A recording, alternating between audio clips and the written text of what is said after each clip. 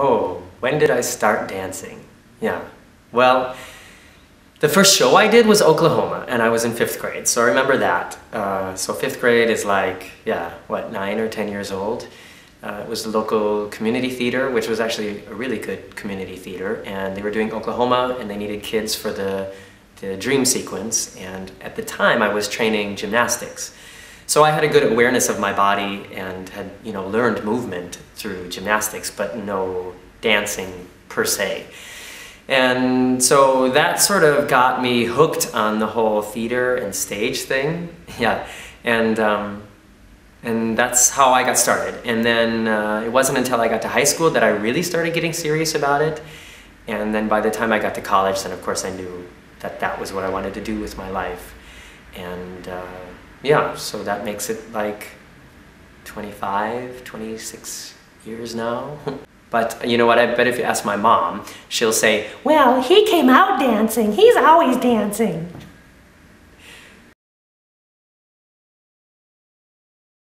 That question can be answered a few different ways because the world of dance is so big and varied. So the tools that somebody who wants to be successful as like a soloist in a ballet company needs are much different than the tools that somebody who wants to be like a hip-hop video dancer needs. It's important that you understand your body, of course, and the way that it works, and your strengths and your weaknesses. And if you're going to an audition, it's important that you understand the style that you're going to be learning there and what it is they're looking for.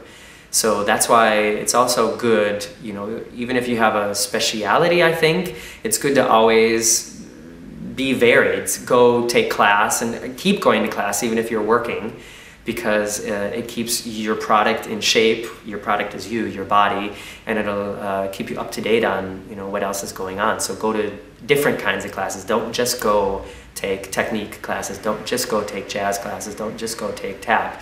Try to mix it up, because the more styles you're proficient in, the easier you'll be to cast in a show.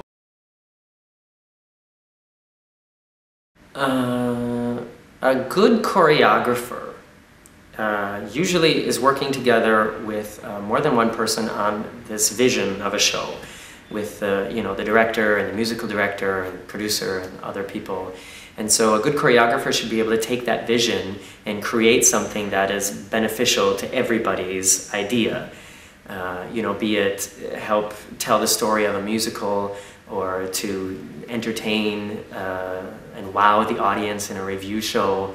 I mean, I've even been asked to choreograph things that look awkward and trashy. So I guess, a good choreographer needs to understand the vision and make it happen.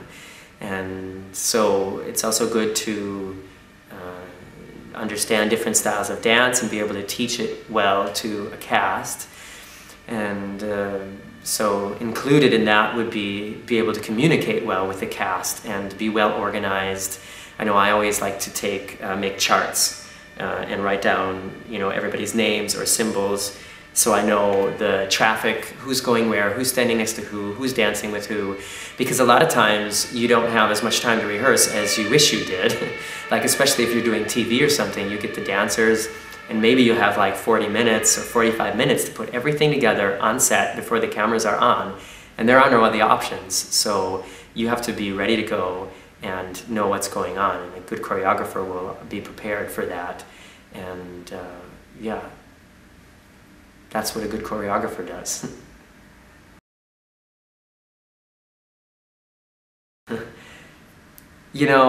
That's hard to answer as well, because how do you describe loving anything until you've actually felt it? So ask any dancer, and maybe everybody says the same thing, I don't know.